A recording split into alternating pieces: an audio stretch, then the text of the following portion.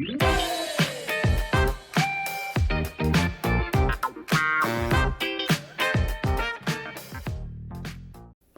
my name is Jeff Gabriel. I am the co-founder and CEO of Saw.com, and we are the leading domain brokerage on the net. Why do I say that? Well, it's quite easy. Each of our 5 brokers, including myself, average over 20 years of sales experience and over 10 years of experience in the domain industry.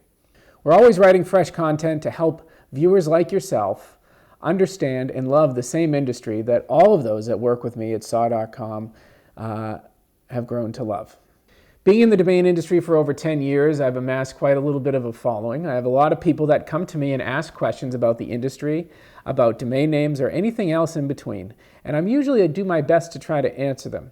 And instead of just answering that one particular person, I've made a list of a lot of the questions, and I want to answer each of these questions in 30 seconds or less. And I think that would be really helpful rather than going on these very long and detailed answers that sometimes take way too long.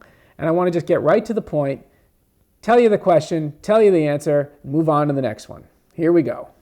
My first question, can I buy an expired domain which is previously a brand name which is currently trademarked? Well, that's a depends question. There's a lot of depends questions in this industry. Now, I, for the record, am not a trademark attorney. There are plenty of great trademark attorneys that I would recommend in this industry. I'll tell you 3 because I'm not going to point you in a certain direction. I'll tell you John Berryhill. He's been in the industry for almost 20 years. He's a very experienced lawyer. You have Zach Muscovich.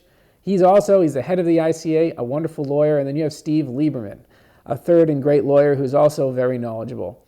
And all 3 of them can do a quick search and give you a very straight and honest answer as to what the best use for a domain name may or may not be when there's multiple trademarks on it. And I highly suggest if you're serious about launching a business and investing quite a bit of money into the business, that you probably go to someone like that and get their legal opinion. But if, for example, you were to buy Delta.com on an expiration auction or from a third party that used to have Delta Airlines on it.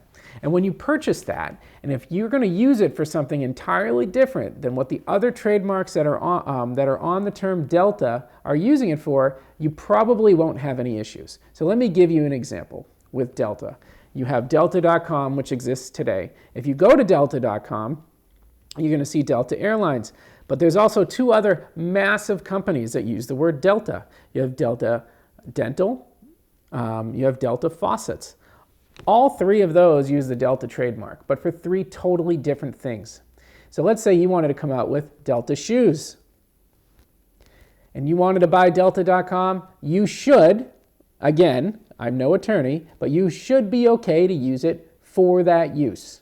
So even if there's a trademark on it, as long as you don't infringe on that trademark, you should be okay. But again, I would speak to an attorney. I would certainly not ask places like Quora or message boards. You need to spend the money, and it should only be a few $100s. And if you're going to spend thousands on a domain name and potentially invest tens of thousands into a business idea or plan, you should probably spend it in the right places, and that's getting a professional opinion.